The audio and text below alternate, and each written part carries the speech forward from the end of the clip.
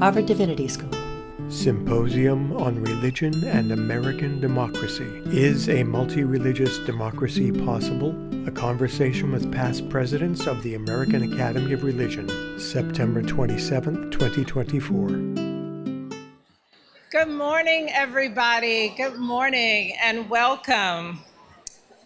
Thank you for joining us today at Harvard Divinity School for the 2024 Symposium on Religion and American Democracy.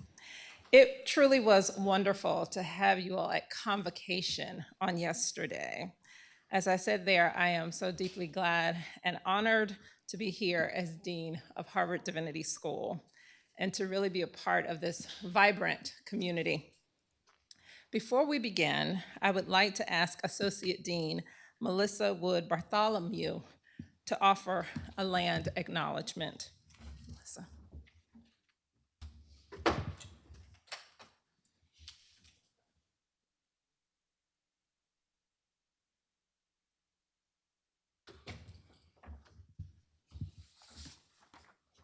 Thank you, Dean Fredric. As we pause to acknowledge and honor our ancestors, those who have gone before us and paved the way, I invite you to focus on your breath and breathe with intention.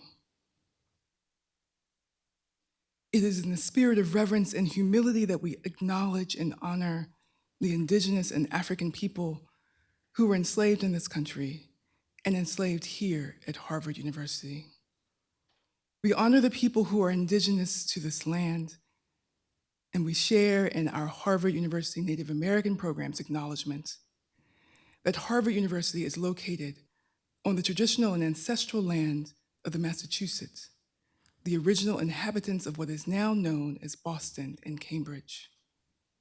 We pay respect to the people of the Massachusetts tribe, past and present, and honor the land itself, which remains sacred to the Massachusetts people.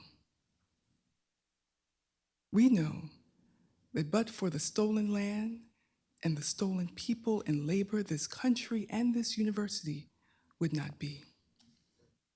Our acknowledgement of the land and people extends beyond our words.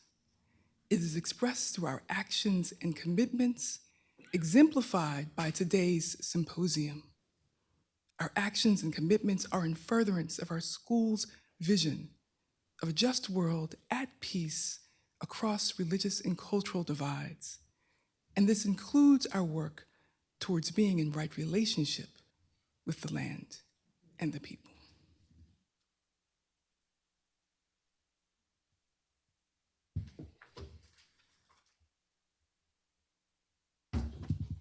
Thank you, Melissa. Thank you to all of you and everyone here at Harvard Divinity School who have worked so hard to make convocation and this symposium an important event for each of us. I hope you feel the care and attention that went into each and every detail. I also want to thank each of you for making time today to engage in these vital conversations. And I want to acknowledge some special guests. We have several of my fellow past presidents of the American Academy of Religion here with us today. You will hear from a few of them in just a few moments in a panel moderated by the brilliant woman whom I shared leadership with at the AAR, Professor Mayra Rivera. I also want to appreciate Professor Emeritus Preston Williams, who is with us today. He led the AAR as president in 1976, just a few years after he made history as the first African American to be granted tenure at Harvard Divinity School in 1971. He made history here yet again in 1974 when he was appointed as acting dean of the school. And he has continued to shape our understanding of religion and justice with each class taught, each institute launched, and each history lesson shared in conversation. Professor Williams, thank you so much.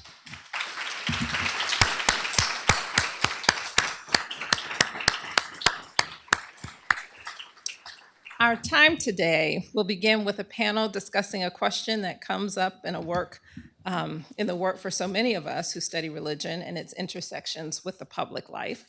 And that is, what are the possibilities of a multi-religious democracy?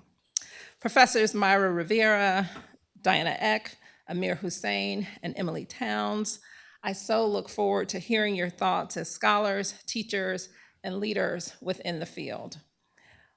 After this panel, we will then hear from colleagues I have worked closely with in my own work around the history and support of historically Black colleges and universities and their importance in the making of American democracy. After lunch, we will have the opportunity to hear from the Honorable Reverend Raphael Warnock. He is with us today to explore questions regarding the crossroads of religion and democracy, a topic he knows well from his religious leadership and work as a United States Senator. Reverend Warnock has also graciously agreed to stay after our discussion for a book signing, and I'll have more on that a bit later today. Before I turn the microphone over to Professor Rivera, I want to reiterate my appreciation for each of you. Thank you for being here and for caring about these important issues. I know we are in the midst of yet another unprecedented year, but showing up, asking questions, and imagining a future that is better for all of us is how we tend to our collective hope. And so thank you. I would now like to invite our panelists for the first session to come up. Is a multi-religious democracy possible?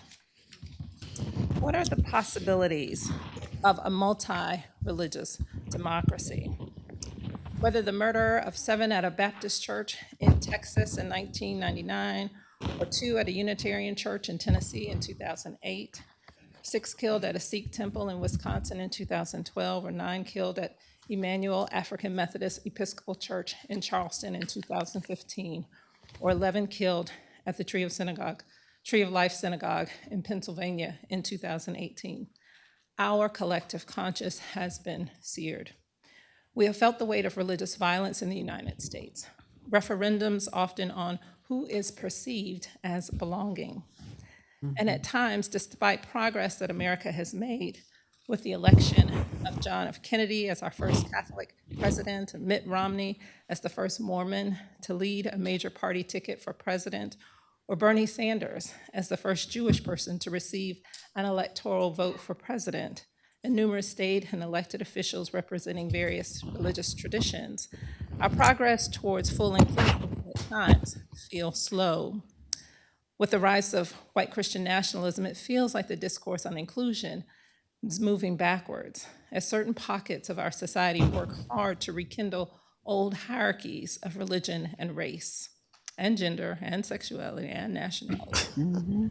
Today's panel will help us think about the challenges and possibilities of living into the promise of a multi-religious democracy.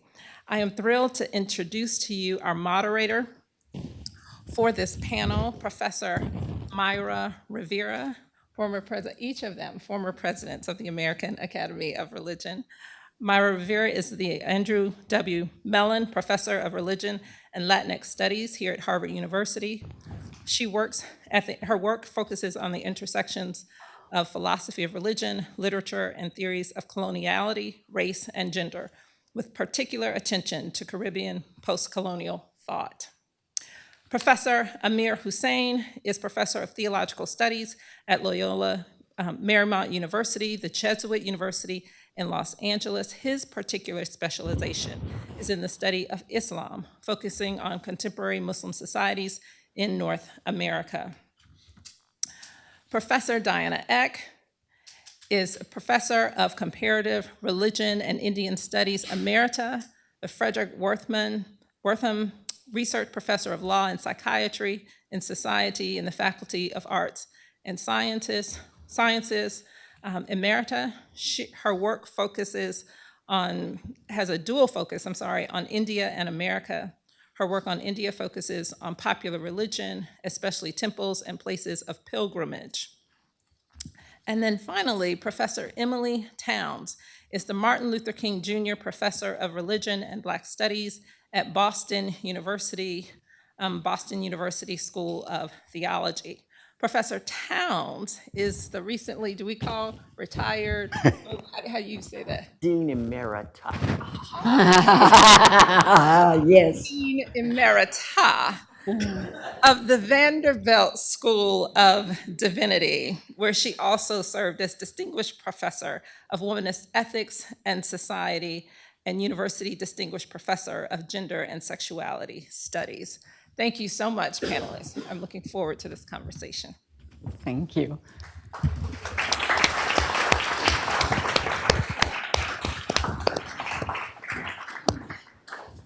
I think the way to begin our conversation is to acknowledge how honored I am to be in the company of such wise scholars and leaders, and to do so where the words of Dean Fredric still reverberate in this room, right? When we're thinking about and yet we hope, right, as the frame and the challenge for our conversation today. So I begin with a broad question about what do you see as the greatest strengths and challenges to the making of a multi-religious democracy?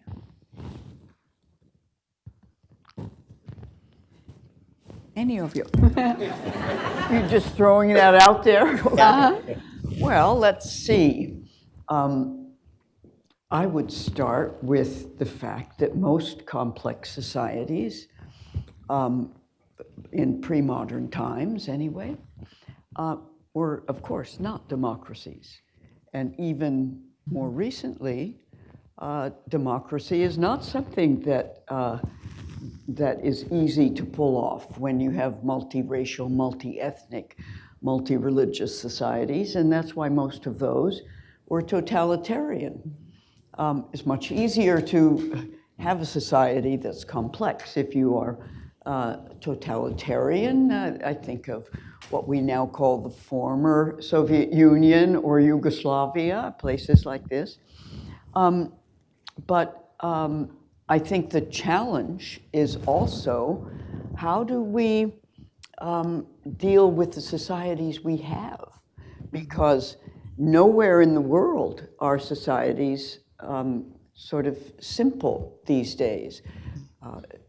The communications and migration have led to a kind of swirling of traditions and race and cultures in every society. I think that's Emilie. Is that Yeah, you? that's me. All right. So sorry, everyone. So not only in the United States do we have a multiracial, multi-religious, multicultural society. That's true of so many societies in the world today. So how do we take account of where we are? And I think one of the challenges is also a challenge that is posed to us in the academy, which I think of my colleague in India, Ashish Nandi, who is a social scientist in a book called Time Warps. He says, we know so much more about the forces of violence that tear us apart than we do about the networks and communications and practices that bring us together. And why is that? I mean, I guess I would say that's why I started the Pluralism Project, because I wanted to know more about those practices and ways of living that bring us together. So I think that's enough for a launch. Is that okay? Yes, yeah, that sounds Good. great. Let me start just with a word of thanks to Marla for inviting me here and for the marvelous convocation yesterday. My only connection to this place is my master was the Blessed Wilfred Cantwell Smith, Diana's teacher. After he retired from Harvard, came back to Toronto, and that's where I worked with him. And I think of him when I think of this question, because in 1940, as a British Protestant in Toronto, you were part of the majority. He went to India to learn about Islam because at the time there were maybe 5,000 Muslims in all of Canada in 1940. Goes to India, the country in 1940 with the most Muslims, and all of a sudden he's now in the religious minority. He's now a Christian in India, and forget about 1940, now Christians are what, like 2% of the population. And so having that experience of being in a minority setting, I think tells you things, because in the minority you have to know the majority. The majority doesn't have to know about you. And so I think that those are the kinds of issues that come up here when we're talking about a multi-religious democracy. What do you do with the rise of, Muslims as Muslims working the system? I'll talk a little bit later about Keith Ellison and use him as example of things there. But I think that's really important. But it goes back again to Wilfred, because of course he's in India from 1940 to 46, comes back in 48 after the horrors of partition and independence, and sees the violence, and so sees exactly what happens when religious folks don't get along. And that's always been that danger. What do you do when you have this horrific violence? In that case, between Sikhs, Hindus, and Muslims, what do you do with all the kinds of things that you had talked about with respect to the history of this country? And so I think that becomes really important, minority, majority kinds of settings. One of the things that, and to pick up on something that Diana said, I know we're supposed to be a democracy in this country. I haven't seen it happen yet. And I don't say that to be cute. I say it to be accurate. Because we have not simply pulled it off as a nation. And so we don't have a clue in some ways of the sorts of hard work that are very much a part of any democracy. First of all, you have to be educated about who's around you. And we don't do that well. We don't do that well in terms of gender or race or class or sexuality or sexual orientation, and we certainly don't do that around religion. We create caricatures of folk, sometimes within our own religious traditions. So it's one of those things that when I think, I went into a sort of brain freeze when I saw this question just in the words, multi-religious democracy. I was like, oh my God, how do we do that? And I think rather than slip into despair, and since I try to be a good Baptist girl, we don't do despair. We do hope. We do hope. I think it's really digging in. The challenge is really digging in and opening ourselves up. We have to learn how to listen and then also hear. We have to expose ourselves to more than what we have immediately around us in terms of all the ways that humans and creation show up. And we have to have, I think, a huge dose of humility and curiosity, wanting to know what it is that we have been given that I think in some ways we've been squandering. So that's my hope, is we can do that. I don't know that we will do it in my lifetime, and that saddens me. And it gives you, partly from where I work, gives you a very different sense of this democracy to be when you look at it from the perspective of territories, from the perspective of communities that have to struggle to become part of a future, a democratic future, right? Whether they are religious communities or ethnic, racial communities, many times those cross or coincide with each other. Right?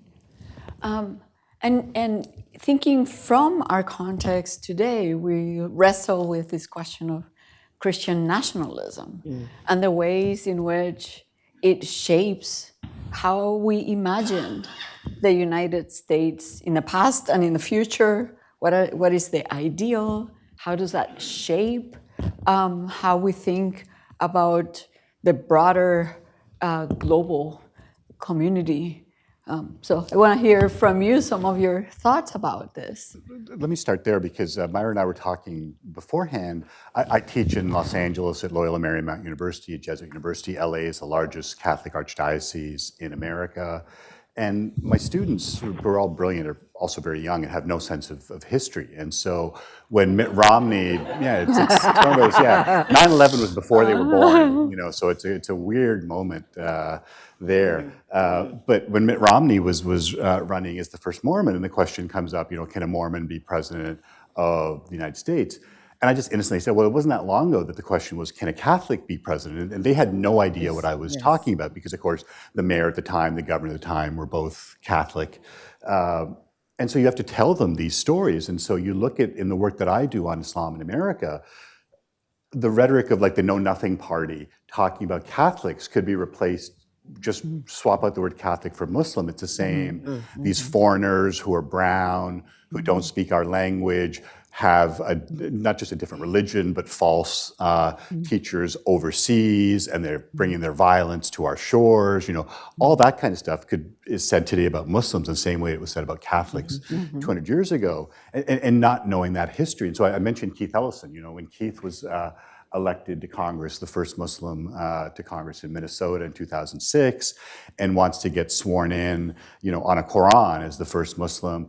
People in this country went mad. You have to be sworn in on the Bible. And then people have to point out, no, in fact, you don't have to be sworn in on the Bible. That would be a religious test. And this country doesn't have a religious test. You don't have to belong to a religion to hold office. And then Keith did one of the smartest things I've ever seen politicians do, walks across the hall of the Library of Congress and checks out Thomas Jefferson's Quran and say, okay, what about this Quran? And so Denise Spellberg, a decade ago, Denise wrote a great book called Thomas Jefferson's Quran that talks about the fact that in 1765, Jefferson has a Quran. Now, he's no lover of Islam. He's not a great lover of Christianity, or at least in his own understanding there. But just this sense, when you're about to do the Virginia Statute on Religious Freedom, when you're about to work on Declaration of Independence, having a comparative perspective helps. And so for Mr. Jefferson, it really was, let me learn about, the other, the Turks, and do this kind of thing, including trying to teach himself Arabic, which he did with a bilingual translation of Galen. And I'm like, okay, how many presidents could, try to learn the Arabic from the Greek text of Galen, But all that to say that we have this history, but it's being suppressed in some ways. This idea that, when they were talking about religious freedom, they were really talking about do Baptists and Methodists have the same message? No, that's not what Jefferson meant. But I think that's part of the issue is we don't know that history, our own history.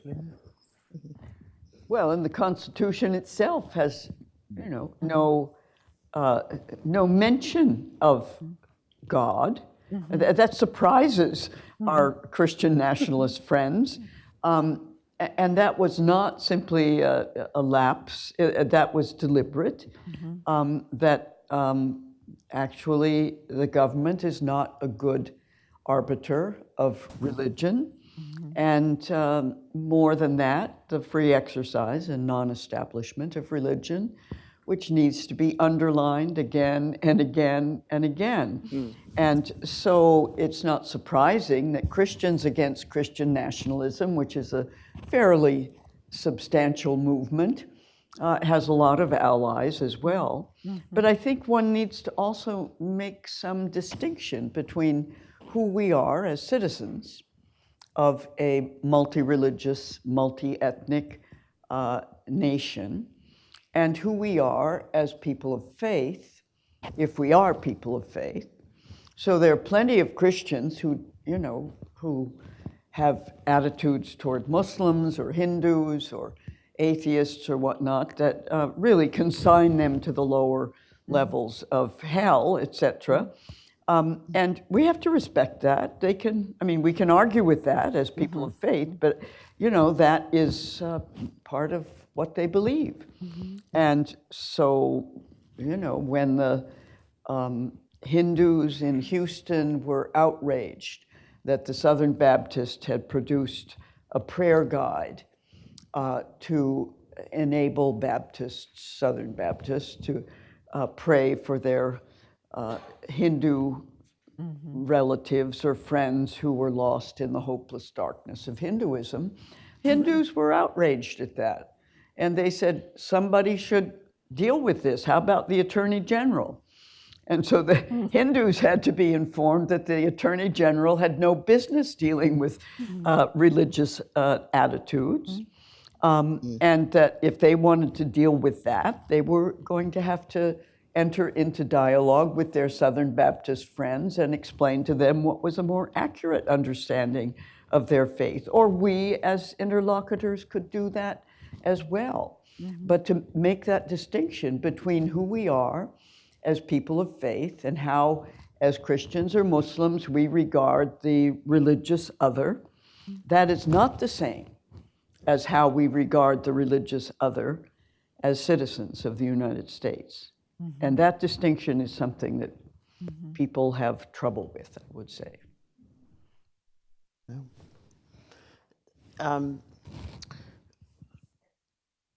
I think one of the things that troubles me so much about Christian nationalism is that I believe it's a form of blasphemy. To think that you are superior to someone else is not within my understanding of the Christian tradition. We are supposed to all be, as the language goes, brothers and sisters, and depending on where your Christology is, of Christ, but at least of God.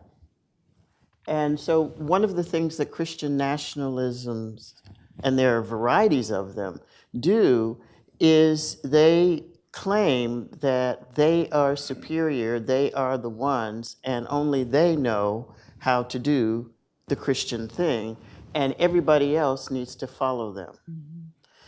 That doesn't work in a democracy.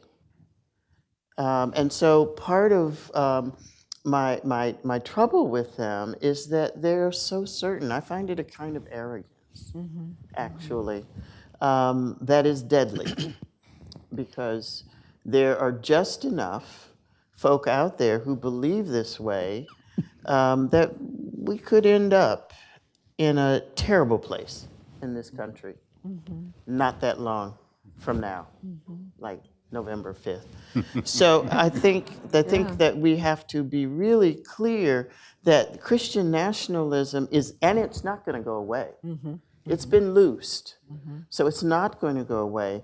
But here's where education and actually learning about your faith, being aware of the different ways that faith traditions operate, even internal to themselves, becomes very, very important for me.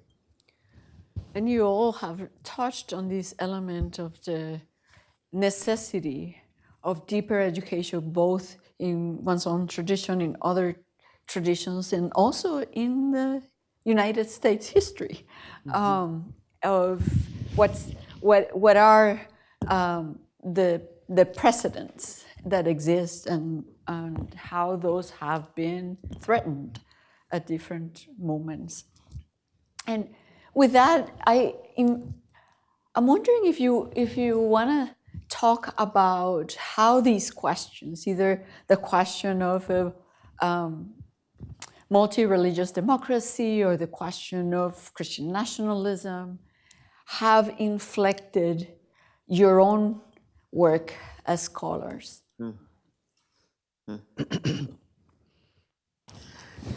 Well, as an ethicist, it's just grist for my mill. And a Christian social ethicist, which means I'm looking at movements and large questions and how people fit in them and how they create them and how they try to eradicate them. And so the ways in which this emerges is, it expands and forces me to expand my vision of what I need to be worried about. If I say, also, on top of being a Christian social ethicist, I'm a womanist, which means I'm looking at race, gender, class, sexuality, sexual orientation, militarism, ageism, and a whole bunch of other things in my work. But it's not enough. It's not enough anymore. And so I think it encourages me to do crazy things like accept a king chair. I don't know how many womanists are in a king chair in the country, but I would wager I might be the only one. Yes. But for me, it became a place where, or a chance to really not be so comfortable in my scholarship anymore, and to continue to grow and push myself. I would say, that, for me, the field that I am in, you might say, was at one time called the history of religions. Well, at least one of the things that Wilfred Cantwell Smith and others have taught me is that history of religions isn't over. It's still happening. And it has been changing. It has been more like the history of a river or something like that. You can't actually fix it. It's not like a box of doctrines that you sort of pass from hand to hand down through the ages. And it's changed in particular ways. In our own time, so I might say the last few centuries, religious traditions have changed as they have encountered, I think of my own tradition, Christianity, as the rise of the social sciences, psychology, political science, a clearer understanding of ourselves and of others as nations and peoples. And certainly, history of religions has changed through the women's voices that have now become maybe not enough, but very much part of the history and interpretation of religion. And gay and lesbian, bisexual people also. And so this is something very dynamic. And they also change in encounter with one another. So part of the dynamism of the study, historical study of religion, is to recognize that no tradition has been fixed somewhere. And when they end up not changing, they pretty much die. They run off into little tributaries in the desert, and that's it. And we've seen through the history of traditions that happens. I think here David Hempton sitting out there, our scholar of Methodism, and Methodism was itself a kind of dynamic movement and continues to be. I mean, it's just like practically the day before yesterday that the Methodist General Conference decided that they were not going to put on trial gay and lesbian people who wanted to be in the ministry, that was an argument that was over for them. And yes, indeed, this was an important change. It meant that some others went off in their direction, but, happens. Goes on happening. Yes. For me, again, it's that historical moment. So when President Obama in 2009 went to Cairo and gave an address to Cairo University talking about the history of America and Islam and talked about that history, I thought, oh, I bet most Americans don't know this history. And you wanted to think, okay, well, I should write something about this. And then you get pulled off in other directions. 2016, when then candidate Donald Trump says Islam hates us and Muslims haven't contributed anything to America, I'm like, oh, okay, I got to do that book about, what are the contributions? What are the things here? And again, it goes back to that history. Like I was a kid watching television when I learned that some of the African slaves that were brought over to America were Muslim. That's, LeVar Burton as Kunta Kinte. And I was like, wait, Kunta Kinte was a Muslim? That there were Muslim slaves?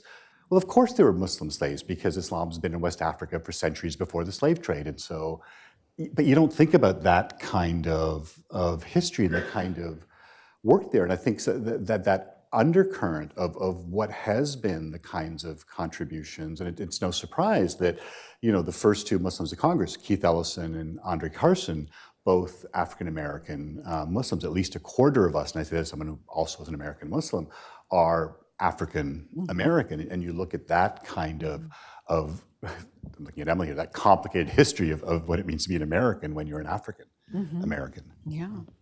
Well, and the other thing I think in terms of this kind of dynamism is that as people, we are more complex. I mean, think of Kamala Harris, for example. I mean, people now oh yes, I mean, a Jamaican father and a South Asian Hindu mother.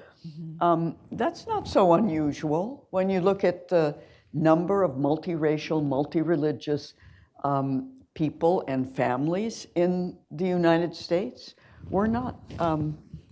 We are gradually becoming a kind of mixed people. I think it was somewhere in the 90s, I saved it, I think, in one of my endless paper files, having lived in the age of paper far too much. But it was a cover of Time magazine that tried to project what a sort of average American might look like 100 years hence. And it was this sort of attempt to see how our mixed race backgrounds might actually just look like if we project that into the future. And yet we see also this attempt to mobilize categories of negative categories to name people. So there's also a dynamism in the ways in which people are characterized.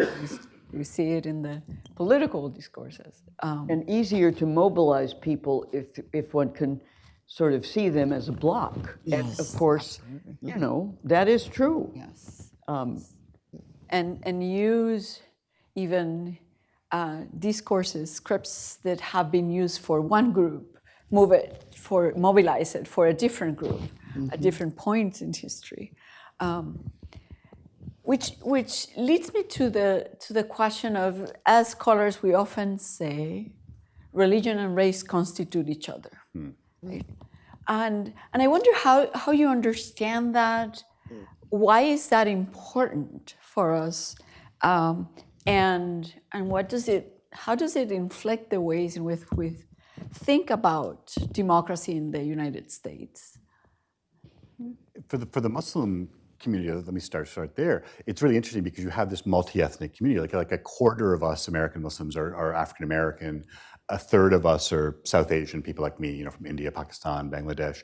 A third are Middle Eastern, but where I live in Los Angeles, Middle Eastern could mean Iranian more than it means Arab or Turkish, where that comes in. And so according to the Pew Forum, the two most ethnically diverse religious communities in America are Seventh-day Adventists and Muslims. And so that sense of, what do you do? Then you couple that, and I come from a long line of poor people, so my default value is always class, and that's a problem.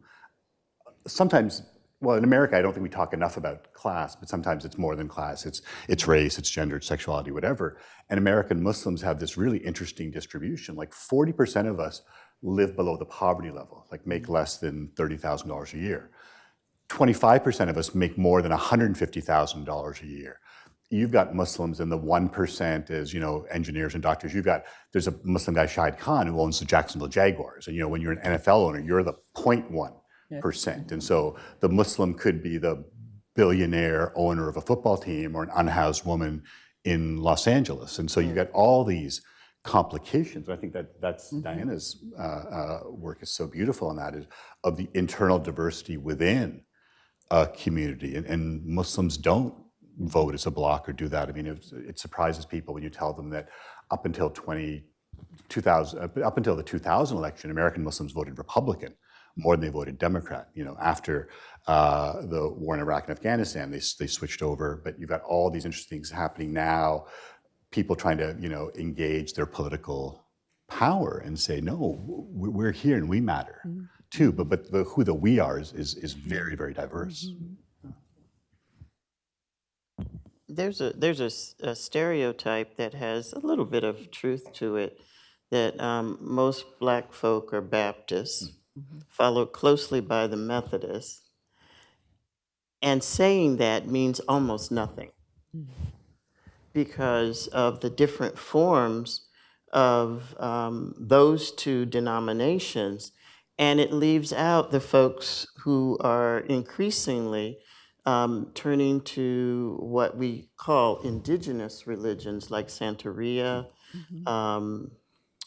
Macumbo, and a few others. And it also doesn't play well with the folks who have abandoned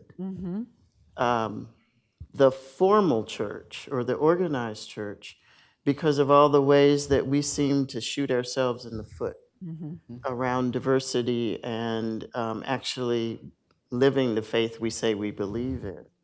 And so there's a lot of shifting and movement going on and also the rise of what I sometimes call earth religions that are now getting somewhat of a Black twist to them. And it's not an easy thing to talk about Black religion anymore, because it's better to say Black religions.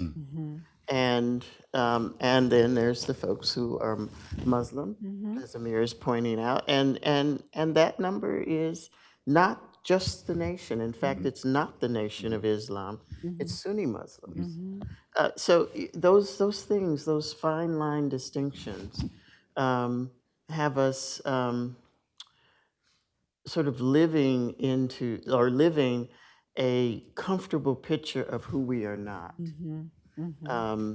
And I don't think it's serving us well. And we can even notice the ways in which particular groups have been racialized, and that affects relationships with the religions that we associate with particular groups. And that goes back to Christians' relation to Muslims and to Jews, and how that framed some of the ways in which indigenous peoples in the Americas were characterized, right? And we can think about the ways in which discourses about Catholic have been instrumental in immigration discussions, particularly in relation to Latinos, right? The fact that they are Catholic becomes the element that is mobilized to exclude them. Could I just say a bit about the people who are described as Asian American? Yes. Because I did for a few years teach a seminar on Asian American religion, specifically using that term. And of course, I had lots of students, some of whom were from a Chinese background, Japanese, Korean, Vietnamese, and others as well. And of course, the religious, the very term Asian covers many, many things. And many of these people don't want to be all sort of lumped in together, and certainly covers a lot of religious traditions. And what we know from the history that's been written by one of our own graduates, Duncan Williams, about the internment, is that the internment of Japanese Americans during what became the sort of Asian front of World War II was particularly oriented toward the Buddhists. And they didn't round up the Christian Japanese who had their own churches and that sort of thing to that extent. There was sort of a trust in these Christian Japanese that they weren't going to be spies, whereas the The Buddhists, who were also internally diverse, were put in, America's version of concentration camps. And we haven't really adequately sort of faced that chapter of American history. And when the so-called Muslim ban was announced by President Trump, it was Japanese Americans, many of whom the Japanese American Citizens League, who stepped up and said, no way. This is what we have seen in the past. Yes. And you don't sort of categorize people and decide you're going to round them up according to their race. Yes, absolutely. We are gathering on this really historic occasion, celebrating that Harvard Divinity School has appointed the first woman in 207 years. Sit with that. 2 centuries. And we are honored to have in our panel Dr. Towns, who was the second woman dean of Vanderbilt University. And so it is an important occasion to think about how both academic institutions and religious institutions promote or present obstacles to women leadership, and what that teaches us also about the broader political landscapes that we are seeing. Well, thank you for that small question.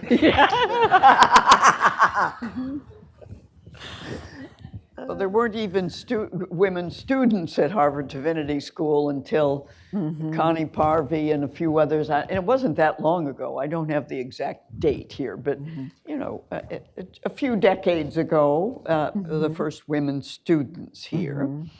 And as for professors, well, that wasn't until Margaret Miles in theology was appointed as a professor, since by that time I had been tenured in the Faculty of Arts and Sciences. At that time, I was the 20th woman ever to be on that faculty as a full professor. And so taking advantage of this, the Divinity School, who had waited for, quite a long time to appoint its first woman professor, within about 20 minutes voted me a member of the faculty as well. So now they had 2, and I was privileged to be a full professor on 2 faculties. But this is the sort of issue. I mean, women's leadership, women's participation. We can all kind of remember the first woman who was elected as a bishop. Maybe not in the Episcopal Church. I went to her ordination that was in the Heinz Convention Center downtown, and she had to wear a bulletproof vest. Or maybe she didn't, but she was encouraged by security to do that. I mean, yeah, we're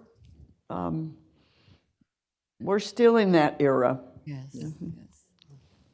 No, and that history is fascinating. I have many, many sins and many, many vices, but gambling is not one of them, mostly because I suck at it. I would have lost a lot of money in 2008 betting on who the Democratic candidate would have been, because for me it was simple. This is America. It's a racialized country. The black man, the white woman, of course they're going to go with the white lady, forgetting, of course, that she's a lady. And what do you do with that kind of intersection? And you look at, in 2016, just after the election, Dave Chappelle, American Muslim, hosted Saturday Night Live, and he and Chris Rock did a great sort of skit about watching the election and some of the things going on. And what they said was, look, like over half the electorate is women. Like, if over half the electorate was black folks, how many black presidents there'd be? Like Flavor Flav would be president. Like, it was like that. But and so you're not blaming folks, but you're saying, oh yeah, like what do we do here? Like, given this history, given that, Diana, what you're talking about, that being the 20th, full professor on that faculty, that's in our lifetime. You look at the kinds of marvelous sort of achievements and then sort of wonder, like, why haven't we kept going? Why aren't we doing those kinds of things? And I was so fortunate to have Wilfred as a mentor, but on my committee, Jane McAuliffe, and Jane was just extraordinary in terms of the work she did, on the Quran. I remember once, it's more for the grad students in the crowd, back in the day before the phones and things, the cell phones, we had this thing called answering machines, and as a good grad student on a Friday night about 8 o'clock, I'm doing my work and I'm coming up with something, and I figure, I'll leave a message on Jane's answer machine, so when she gets in the office on Monday, she'll pick it up. And she picks up the phone at like 8 o'clock on a Friday in the evening in her office, and I'm so surprised that she picks up the phone. I say, I didn't expect you to pick up the phone. And she said, and I hope she'll forgive me for saying this, I have a husband and 3 kids. How do you think I get any work done? What do you want? And it was this great kind of moment of, right, that's what it takes. That's the work that needs to be done. A pattern that is completely anecdotal, but it seems that it might hold up, is that so often women come into leadership when the institution is in trouble, if not dying. And often in the life of churches, particularly in Black churches, many of these women go in and find some sort of reviving of the church. And when it gets to a place of near sustainability, they are no longer the pastor. A man comes in and takes the church on.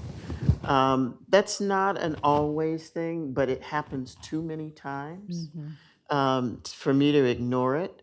And I think the same is true for our academic institutions. This is the first time that I've seen a woman become the dean of a divinity school that's not in some sort of financial trouble. I'm assuming. That's my assumption. I'm not asking about your budget. But it is maddening because it affects our health, it affects our effectiveness, and often, if you're in an academic environment, the faculty don't know what's going on, and so they can't be nearly as supportive as they might be in those cases. So it takes a toll. It takes a toll. And I say that having loved my 10 years as dean at Vanderbilt. I absolutely loved it. And at 10 years, it was enough. I had to stop. But it delights me. Frankly, I'm tickled purple that Marla's here. Yeah. Because it is so, there's so many good things that says for the younger generation of Black women coming through the academy who just might want to do administration, that it's possible. And the things we are able to learn about leadership, right? And expand what our images of leadership that we have learned through the years. But also, I think some of your comments make me think, speak to the responsibility of the broader faculty and of the school to be attentive to that kind of dynamic and to engage in that responsibility of supporting our amazing leaders. We're out of time, but please join me in thanking this wonderful panel.